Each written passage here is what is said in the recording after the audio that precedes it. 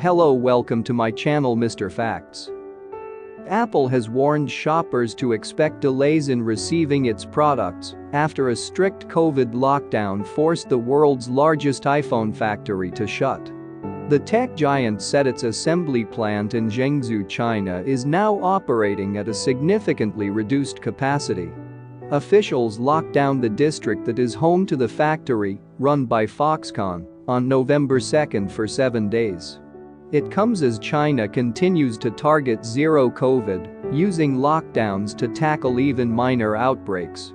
We now expect lower iPhone 14 Pro and iPhone 14 Pro Max shipments than we previously anticipated, and customers will experience longer wait times to receive their new products, said a statement from Apple, which launched its new iPhone line in September.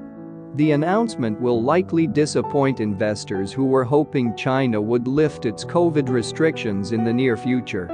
Chinese stock markets rose sharply on November 4 on the back of rumors of an end to lockdowns.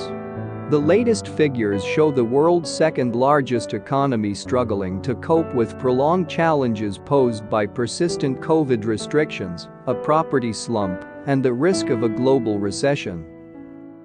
Thanks for watching my videos. Don't forget to subscribe my YouTube channel.